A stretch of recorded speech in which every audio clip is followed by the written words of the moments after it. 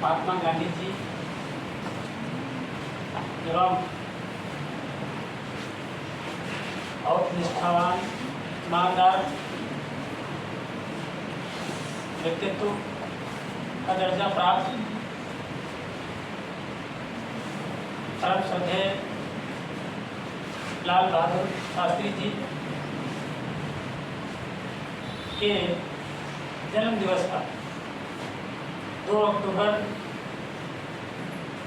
को राष्ट्रीय त्यौहार की श्रेणी में रखा जाता है और पूरा भारत देश आज 2 अक्टूबर बहुत विनम्र श्रद्धा के साथ उनको अपनी हृदय से श्रद्धांजलि अर्पित कर रहा है। विद्यालयों में छात्र छात्राएं गांधी जी के चित्र पर,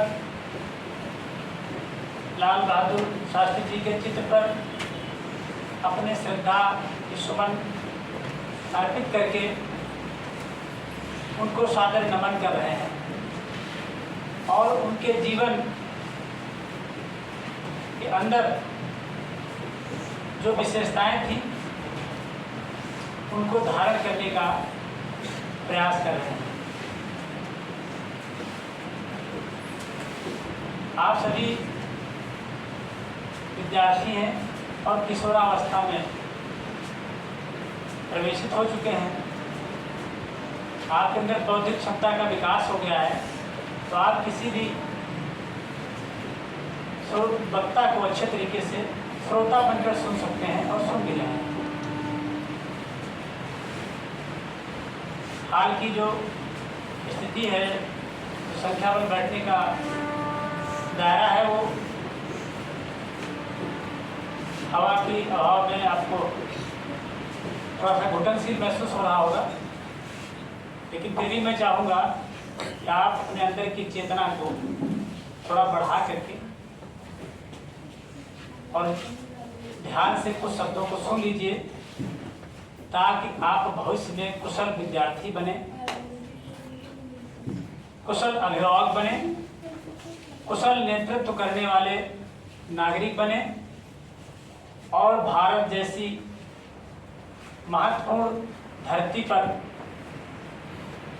जन्म लेने के पश्चात जो आपका कर्तव्य भाव है उसको अच्छे तरीके से पूरा करें। प्यारे बच्चों, आप ये जानते हैं कि आज का जो मुख्य विषय वो है कि हम अपने 2 महापुरुषों को याद कर रहे हैं। उनके द्वारा दी गई शिक्षा, उनके द्वारा किए गए कार्य, उनके द्वारा किया गया समाज सेवा का स्तर और उनका बलिदान, सब चीज़ों पर ध्यान देने की आवश्यकता आज है, क्योंकि 2 अक्टूबर 1869 ईस्वी में जो महान आत्मा मोहनदास करमचंद गांधी के रूप में इस धरती पर जन्मित हुई थी, तत्पश्चात दूसरे प्रधानमंत्री लाल बहादुर शास्त्री जी 2 अक्टूबर 1904 में इसी धरती पर जन्म लेकर देश के लिए काम करते रहे और उनको हम आज सब याद करते हैं। इसलिए कि आज जो आपने समय दिया है वो विद्यार्थी जीवन के अध्ययन कार्य के पश्चात अब मानव जीवन में जो प्रयोग होने वाली आपकी अवस्था आ रही है, इसलिए उनके बताए गए बेहतर उपाय, जीने की कला और जीवन का उद्देश्य और सेवा भाव, सत्य, अहिंसा, ईमानदारी और तमाम ऐसे तत्व हैं जिन पर उनका जीवन आधारित था।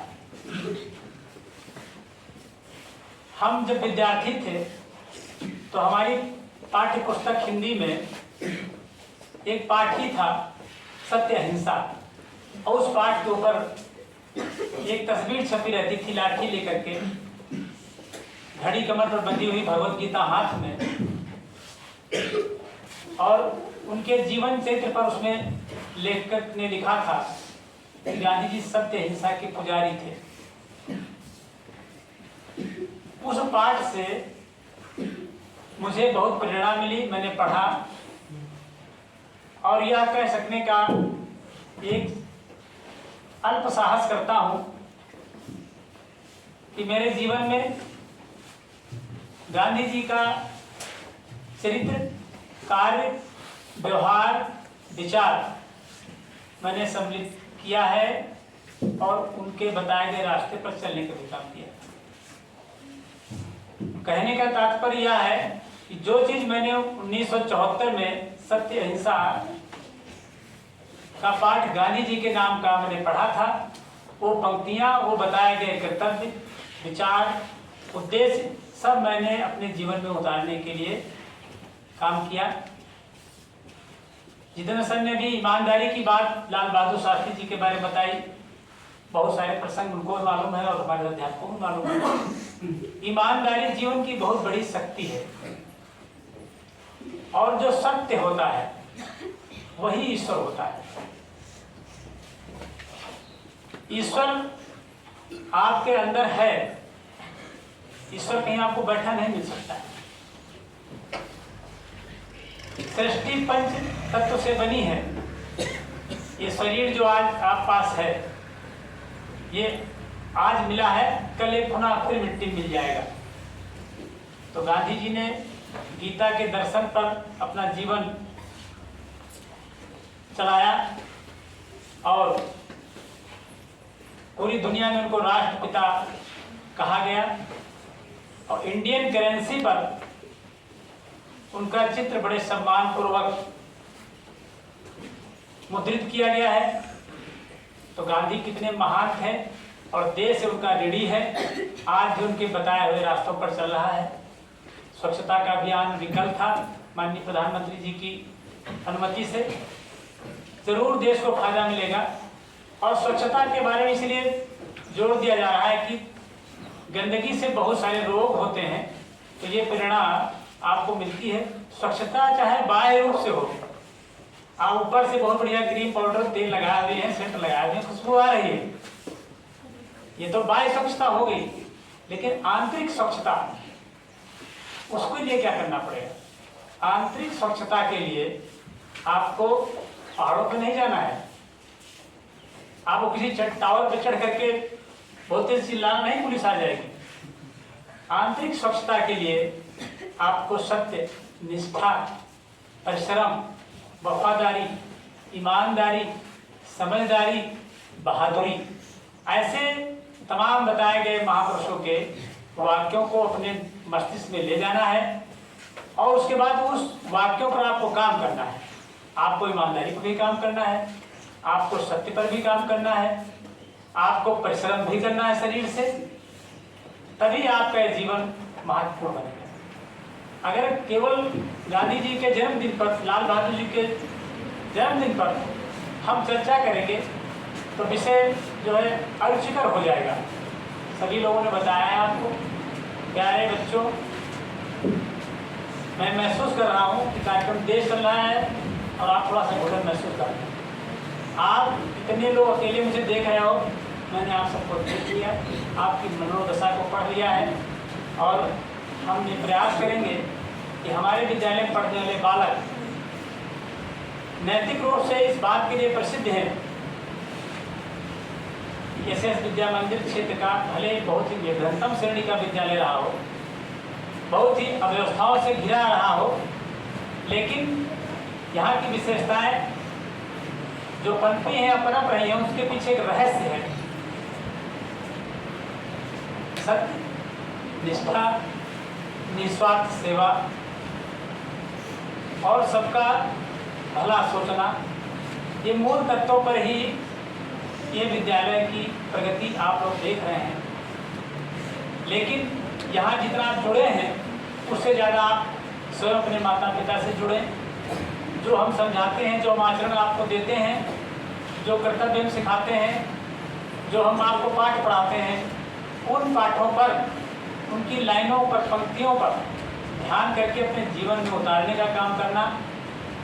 मैं इस बात का अनुभव करता हूँ, इस बात पर भरोसा और विश्वास करता हूँ कि हम 100 बच्चों को शिक्षा देते हैं, उसमें 10 बच्चे हमारी किसी बात को नहीं मानते हैं, माता पिता किसी बात को नहीं मानते हैं और अपने आप अपना जीवन चलाने लगते हैं और वो कहीं न कहीं आगे चल करके धोखा खाते हैं या समाज में उनका सम्मान कम हो जाता है।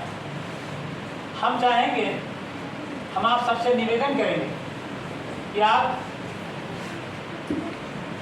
भारत माता की कोख से पैदा हुए हैं, उनकी छाती पर दौड़ रहे हैं, खेल रहे हैं, पढ़ रहे हैं और ये भारत माता दुनिया में पूजनीय शब्द है। आपकी माता, आपके पिता, आपके साक्षात ईश्वर हैं जो आपको दिखाई दे रहे हैं। यदि आपके माता पिता आपको कोई ऐसी असभ्य चीज़ सिखाते हैं जो समाज में जिसको स्थान नहीं प्राप्त है, उस बात को मत स्वीकार करना। क्यों ना आपके पिता कह रहे हैं, क्यों ना आपकी माता कह रहे हैं। आप जो विद्वानों के लेख पढ़ते हो, जो अनुशासन, चरित्र, आचरण हमारे विद्वान शिक्षकों द्वारा आपको दिया जाता है, वो चीज़ आपको धारण करनी है। गंदी चीज़ें आपको मस्तिष्क से निकाल देनी है, अच्छी चीज़ें आपको अपने मस्तिष्क में रखनी है। मैं आपको संबोधित कर रहा हूँ, जो चीज़ें मैं आपको अच्छी सी बता रहा हूँ उनको आप पॉइंट करके अपने दिमाग में सूचीबद्ध कर लीजिए। लेकिन भाववश में कोई ऐसी बात आपको बता जाऊँ जो समाज में स्वीकार्य ना हो, उसको आप भी न स्वीकार करना। गांधी जी ने यही रास्ता दिखाया था, सत्य, हिंसा। तो सत्य उनके जीवन का बड़ा आधार था और सत्य उनके जीवन में जो आया पनपा, उस पर भी मैंने पढ़ा। उन्होंने बचपन में राजा हरिश्चंद्र की कहानी पढ़ी। गांधी जी कहते हैं कि मेरे पूरे जीवन में जो बदलाव आया, उस हरिश्चंद्र जी की नौटंकी देखी और किताब पढ़ी और हरिश्चंद्र जी के चरित्र को धारण किया। तो आपको हरिश्चंद्र जी के बारे में आपको बताया जाता होगा, कहानी में सिखाया जाता होगा कि हरिश्चंद्र जी इतना सत्यनिष्ठा पर दृढ़ व्यक्ति थे कि उन्होंने अपना राजपाट दे दिया किसी संत के मांगने से, और बाद में उन्होंने सत्य पर चलते हुए इतना तक कष्ट उठाया कि उनका बेटा जब मृत्यु को प्राप्त हो गया तो उनकी पत्नी शमशान घाट पर उनको लेकर पहुंची और कहा इसको दफन कर दीजिएगा। वो जानती थी कि हमारे पति हैं, पहले राजा थे, आज वो एक शमशान घाट पे नौकरी कर रहे हैं, वहाँ पर उनका कर्तव्य था, वहाँ पर सत्य की उनकी परीक्षा थी। उन्होंने कहा, हे देवी, मैं जानता हूँ कि मेरा पुत्र है, तुम मेरी पत्नी हो, परंतु मैं अब राजा हरिश्चंद्र नहीं हूँ, मैं कालू भंगी का नौकर हूँ। दिन भर जितनी चिताएं जलती हैं, इतनी लाशें दफन होती हैं, उनका हम शाम को हिसाब देते हैं। हमको रोज 2 टका मिलता है, तो उसके लिए हम सत्य को नहीं छोड़ेंगे, हम आपसे कर जरूर लेंगे। पत्नी बोल रही है, रो रही है, विनम्र प्रार्थना कर रही है, लेकिन हरिश्चंद्र जी के अंदर का जो सत्य है वो डिगा भी नहीं। अंततोगत्वा उनके बीच में वार्ता हुई, तय हुआ कि मैं अपने मालिक के साथ झूठ नहीं बोलूंगा, मेरी सत्य निष्ठा प्रभावित हो जाएगी। आपको मैं एक सलाह देता हूं कि आप एक धोती पहने हुए हैं, उस धोती को आधा फाड़ करके हमको आप कर दे दीजिए शमशान में दफन करने के लिए, मैं अपने मालिक को जा करके दे दूंगा। ये कोई गरीब महिला आई थी, उसके पास पैसा देने के लिए नहीं था, उसका एक बेटा काले सांप के जहर से काटने से मर गया है, तो मैंने वहाँ मेरे अंदर की दया नहीं मानी, तो मैंने उससे कर की जगह पर धोती ले ली है और उसके बच्चे को दफन करने का काम किया है। ये बात वो बताना चाहते थे, लेकिन इतना भाव विभोर हो गए, हृदय उनका भर गया और उनकी पत्नी वो उठा करके देने लगी अपनी धोती। तब तक वहाँ पर देवता या ईश्वर या मुनि जो भी आज दिखाया जाता है वो स्पष्ट रूप से अवतरित हो गए। कहा बस हरिचंद।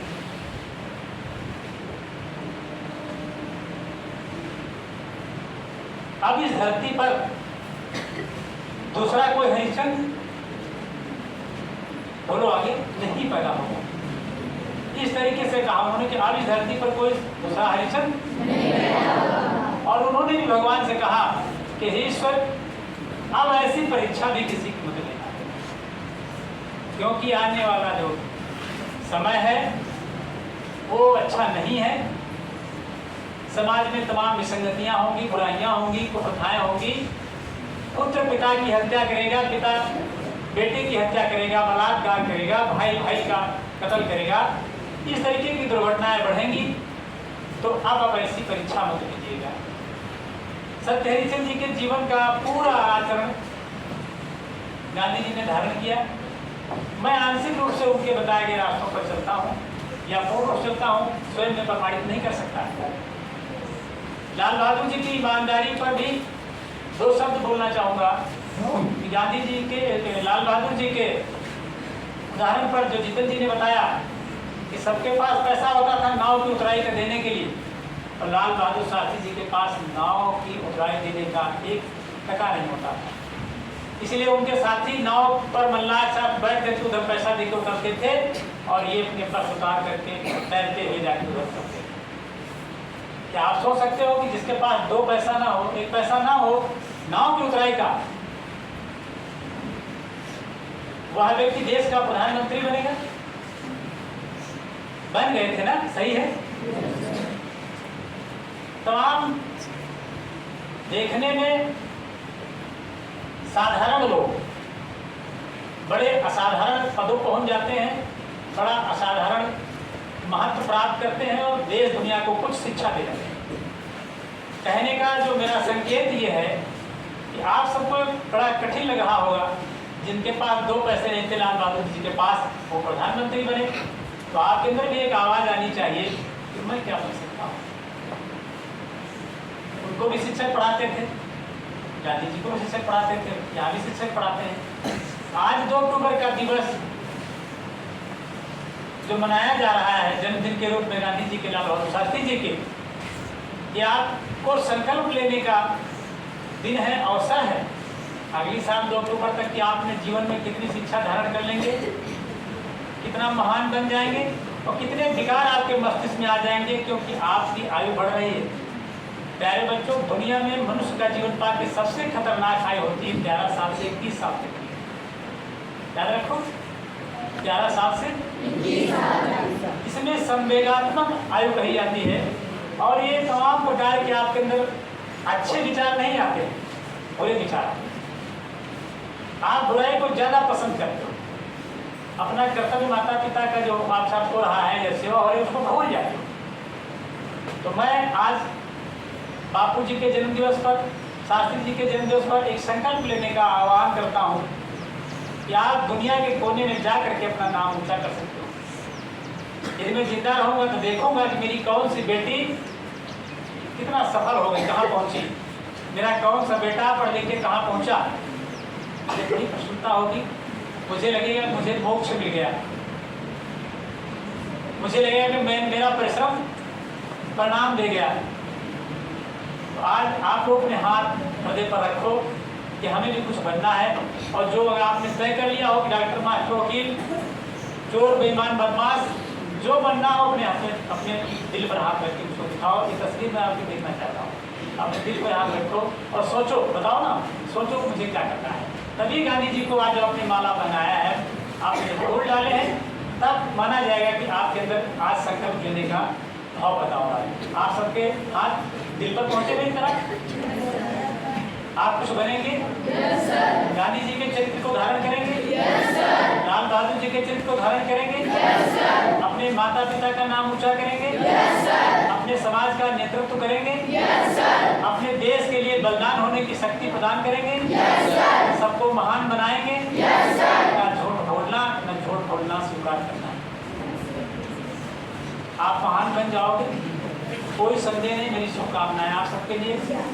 गांधी जी को पुनः और पुनः लाल बहादुर शास्त्री जी को प्रणाम करते हुए, नमन करते हुए, अपनी श्रद्धांजलि अपने बच्चों के लिए अच्छे शब्दों में प्रस्तुत करते हुए मैं अपनी बात को समाप्त करता हूँ। जय हिंद, जय भारत।